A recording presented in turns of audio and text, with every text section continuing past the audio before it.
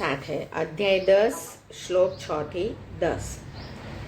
મહર્ષય સપ્ત પૂર્વે ચત્વારો મનવસ્તથા મદ્ભાવા માનસા જાતા યેષાં લોક ઇમા પ્રજા એતાં વિભૂતિં યોગં ચ મમ યો વેત્તિ તત્વત સો વિકમ્પેન યોગેન યુજ્યતે નાત્ર સંશય અહં સર્વસ્ય પ્રભવો મત્તઃ સર્વં પ્રવર્તતે ઇતિ મત્વા ભજન્તે માં બુધા ભાવ સમન્વિતા મચ્ચિતા મદ પ્રાણા બોધયંત પરસ્પરમ કથયંતશ્ચ માં નિત્યં તુષ્યન્તિ ચ રમન્તિ ચ તેષાં સતતયુક્તાનાં ભજતાં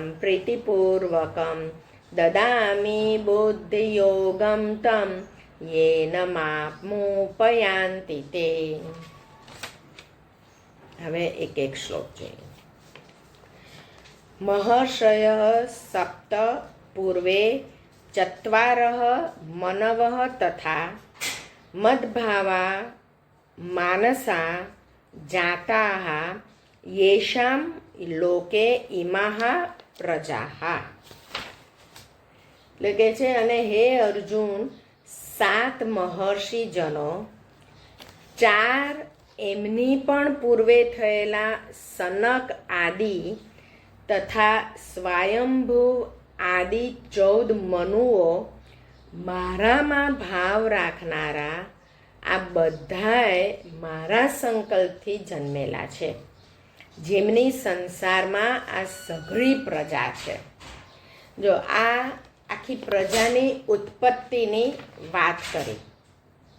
એમાં કીધું સપ્ત મહર્ષિજનો એટલે 7 મહર્ષિજન, એટલે જે આપણે 7 ઋષિઓ કહીએ છીએ તે, અને 4 એમની પણ પૂર્વે થયેલા સનક આદિ ઋષિઓ કહેવાય છે. એ આમ સપ્તર્ષિ કરતાં પણ પહેલાં થયેલા, તથા સ્વયંભૂ આદિ 14 મનુઓ.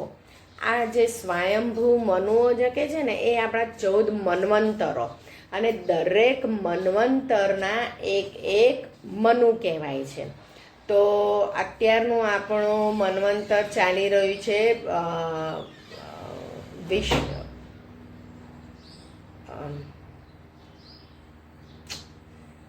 સાતમું મન્વંતર ચાલી રહ્યું છે.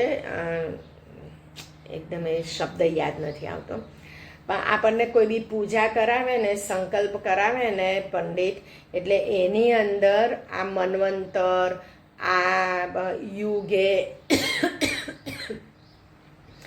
ભરતખંડે, આ જગ્યાએ, આ તારીખે હું આ સંકલ્પ કરું છું, એવી રીતના સંકલ્પ કરાવે.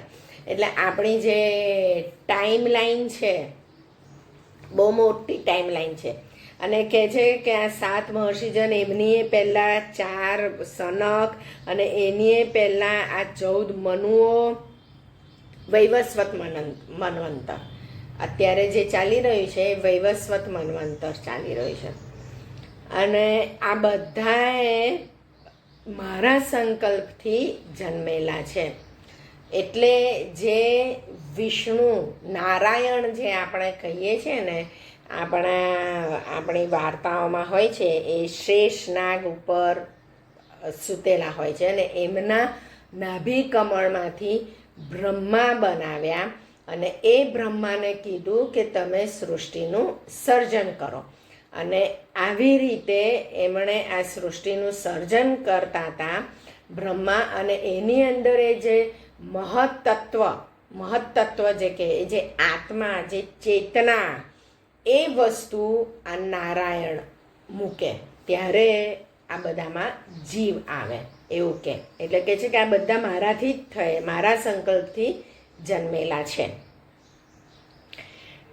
પછીનો શ્લોક, એતામ વિભૂતિમ યોગમ ચ મમ યહ વેત્તિ તત્વતઃ સહ અવિકંપેન યોગેન યુજ્યતે ન અત્ર સંશયઃ.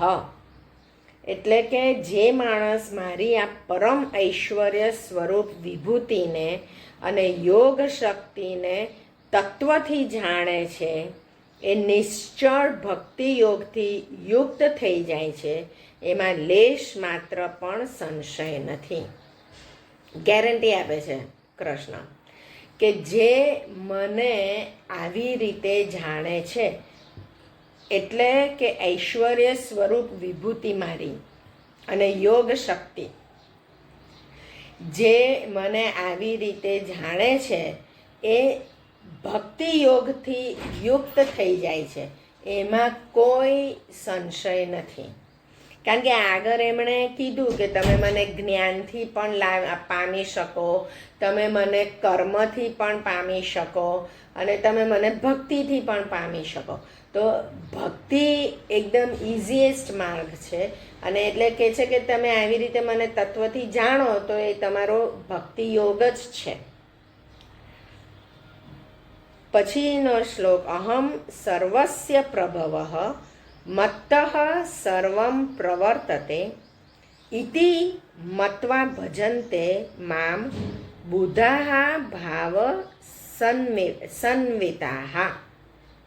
એટલે હું વાસુદેવ જ આખા જગતની ઉત્પત્તિનું કારણ છું અને મારાથી જ સમગ્ર જગત ચેષ્ટા કરે છે. આ પ્રમાણે સમજીને શ્રદ્ધા અને ભક્તિ રાખનારા બુદ્ધિમાન ભક્તો મુજ પરમેશ્વરને જ નિરંતર ભજે છે. આ વસ્તુ એમણે આગળ પણ કેટલી બધી વાર કીધી. હવે સમજો, વિચારો, કૃષ્ણ અને અર્જુન બે બેટલફિલ્ડમાં છે, યુદ્ધ ક્ષેત્રમાં છે, અને અર્જુનને આટલા બધા સંશય થાય છે, અને કૃષ્ણ કહે છે કે આ બધું કરનારો બધો હું જ છું. તો કોઈ પણ આપણે પણ એની જગ્યા પર હોય તો આપણને પણ સંશય થાય કે તમે કહો છો કે હું બધું કરું છું પણ મને કંઈ માનવામાં આવતું નથી કે તમારાથી જ આ બધું જગત ચાલતું હશે ને તમે જ બધાને ઉદ્ભવેલા હશે. એટલે સામાન્ય માણસને પણ જે વિચાર આવે, જે સંશય થાય, અર્જુનને પણ એ જ સંશય થયો. અને એટલે અર્જુન એક સામાન્ય માણસ રીતે જ બતાવેલો છે. અને આ જે આખી ગીતાના 800 શ્લોકો છે, એ એક સામાન્ય જિજ્ઞાસુ માણસ જેને કંઈક જાણવું છે, એ અર્જુન અને આ ભગવાન, એ બેના સાથેનો સંવાદ છે. અને ભગવાને, શ્રી કૃષ્ણે પોતે કેટલું સમજાવવું પડે છે, કન્વિન્સ કરવો પડે છે અર્જુનને કે આ બધું કરનારું હું જ છું, તો પણ અર્જુન માનતા નથી. અને એમને વિશ્વરૂપ દર્શન જ્યારે કૃષ્ણએ એમનું પોતાનું બતાડ્યું, ત્યારે નમસ્કાર કર્યા કે હા ભાઈ, હવે હું માની ગયો કે તમે આ મારા સખા, જે હું કૃષ્ણ રીતે જોઉં છું, એ નથી, તમે એક પરમેશ્વર છો. ત્યારે માન્યા. એટલે આખી આ ગીતામાં એક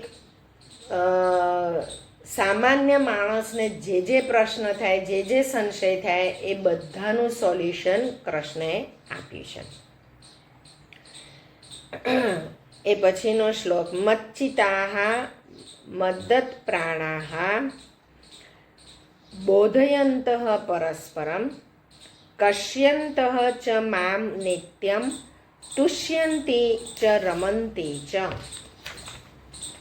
અને તે નિરંતર મારામાં મન પરોવી રાખનારા અને મારામાં જ પ્રાણોને અર્પણ કરી રાખનારા ભક્તજનો મારી ભક્તિની ચર્ચા દ્વારા પરસ્પર મારા પ્રભાવને ઓળખાવતા તથા ગુણ અને પ્રભાવ સહિત મારું કથન કરતા જ નિત્ય નિરંતર સંતોષી રહે છે. અને મુજ વાસુદેવમાં જ નિરંતર રમ્યા કરે છે. આ ભક્તજનોનું બતાડ્યું કે ભક્ત કેવું કરે, એટલે કે મારાની અંદર જ જીવ પરોવી રાખનાર અને મારી ભક્તિની ચર્ચા દ્વારા પરસ્પર મારા પ્રભાવને ઓળખાવતા તથા ગુણ.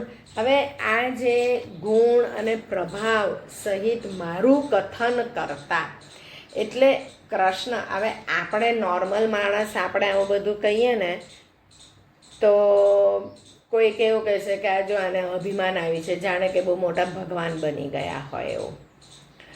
અને અત્યારે અમુક લોકો, અમુક ગુરુઓ આવી રીતે કહે છે કે ભાઈ હું જ ભગવાન છું અને હું બધું આ કરી શકું ને આ કરી શકું ને, એટલે કે બધા તમે બધા મને જ માનો.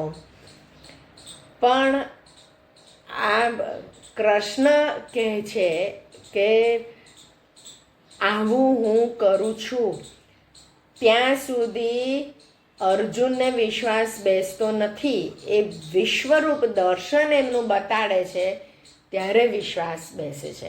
એટલે અત્યારના જમાનામાં બી જે કોઈ માણસ આવું કહે કે હું ભગવાન છું, તો આપણે એને પહેલાં કહેવું પડે કે ભાઈ તારું અસલ દર્શન તું મને બતાડ. ઐશ્વર્ય સ્વરૂપ કે તારું એ દિવ્ય સ્વરૂપ એવું કંઈ હોય તો એનું તું મને દર્શન કરાવ, તો હું માનું કે હા ભાઈ તમે ભગવાન. નહીંતર તો આપણે જે મૂર્તિની અંદર માનીએ છીએ, પ્રાણ પ્રતિષ્ઠા કરી છે, તો એ મૂર્તિ મારા ભગવાન, કે પછી આપણા શાસ્ત્રો આપણા ભગવાન. આપણા શાસ્ત્રોને પણ ભગવાન કીધેલું છે કે સપોઝ તમને ક્યારેક કોઈક સોલ્યુશન જોઈતું હોય તો એ શાસ્ત્રોમાં જે રીતે લખેલું હોય એવું આપણે કરીએ તો એ સાચું. કારણ કે સત્ય શું એ આપણને જાણવું હોય તો આપણા શાસ્ત્રોને આપણે પ્રમાણરૂપે માનવા પડે. પછી કહે છે કે તેષામ સતત યુક્તાનામ ભજતામ પ્રીતિપૂર્વકમ દદામી બુદ્ધિયોગમ તમ યેન મામ ઉપયાંતિ તે. એટલે કે નિરંતર મારા ધ્યાન વગેરેમાં પરોવાયેલા અને પ્રેમથી ભજનારા તે ભક્તોને હું એવો તત્વજ્ઞાન રૂપી યોગ આપું છું જેનાથી આ ભક્તો મને જ પામે છે. એટલે શું થાય કે જો આ ભક્તિ રાખી એટલે ભગવાનની કથા કે ભગવાનના ગુણગાન ગાય, ભગવાને જે કાર્યો કર્યા હોય એના ગુણગાન ગાય, એ બધી ભક્તિ કહેવાય. એટલે શું કહે છે કે જે નિરંતર મારામાં ધ્યાન રાખે છે અને એમાં પરોવાયેલા અને પ્રેમથી મને ભજે છે એ ભક્તોને હું તત્વજ્ઞાન રૂપી યોગ આપું છું. એટલે જે પહેલાં કીધું ને કે તમે જ્ઞાની બનો તો પણ મારી પાસે આવી શકો, યોગી બનો તો પણ મારી પાસે આવી શકો, તો આ ભક્તને એ બે વસ્તુ ઓટોમેટિક આપી દે છે તત્વજ્ઞાન રૂપી યોગ. જ્યારે એકલા યોગીને ભક્તિ ના પણ આપે, ભક્તિ ના પણ મળે, એકલા જ્ઞાનીને ભક્તિ ના પણ મળે, પણ ભક્તને યોગ અને જ્ઞાન બે આપી દે. એટલે કૃષ્ણ કહે છે કે મને ભક્ત પ્રિય છે. અને કેમ પ્રિય કીધું છે કે આપણા જેવા નોર્મલ માણસને ભક્તિ કરવાનું ઇઝી છે. આપણે કોઈના બી ગુણગાન ગાવા હોય, ભજન ગાવું હોય, કેટલું ઇઝી છે. અને એ ભજનના માધ્યમથી આપણે એ ભગવાનની સાથે સંકળાઈએ છીએ, બરાબર. એમના ગુણો, એમના કર્મો એ આપણે સતત આપણા મનમાં આવ્યા કરે. એટલે એ આવ્યા કરે એટલે આપણે એ અદ્ભુત ગુણોવાળા એ પરમેશ્વરની સાથે નજીક રહ્યા કરીએ. અને સિમ્પલ વસ્તુ રોજે રોજ આવા ભજનો ગઈને જ્યારે જ્ઞાની ને અને યોગીને એ રોજે કેટલા યોગ કરે ને કેટલું આપણે જોયું કે આ કુંડલીની શક્તિ એક્ટિવેટ કરે અને એ કુંડલીની શક્તિ એક્ટિવેટ થઈને સહસ્ત્રાર ચક્ર સુધી પહોંચે ત્યારે એમને ભગવાનના દિવ્ય સ્વરૂપનું ખબર પડે. જ્યારે ભક્ત ઇઝીલી પહોંચી જાય અને એટલા માટે કૃષ્ણ કહે છે કે એટલે મને ભક્ત પ્રિય છે અને જે એ ભક્તો પછી મને જ સીધા પામે છે, એને હું તત્વજ્ઞાન રૂપી યોગ આપી દઉં. એ ભક્તને પછી હું બધું આખું જ્ઞાન આપી દઉં કે આ આવું છે, આવું છે, આવું છે. એટલે એ જ્ઞાની પણ થઈ જાય અને યોગી પણ થઈ જાય અને ભગવાનને પામી લે. એટલે આવી રીતે આપણે પણ આપણા બાળકને કહેવાનું કે તારે પણ ભક્ત બનવાનું અને એને ભક્ત બનવા માટે આપણે પણ પહેલાં ભક્ત બનવું પડે અને એટલે જ આપણે પણ રોજ જે ભગવાનની પૂજા અર્ચના એમના ભજન એ બધું આપણે ચાલુ રાખવું જોઈએ. તો આપણા વિચારો જ્યારે સતત ભગવાનમાં રહેશે તો એ જ વિચારો આપણા બાળકમાં પણ ટ્રાન્સફર થશે અને આપણું બાળક પણ સતત ભગવાનની નજીક રહ્યા કરશે.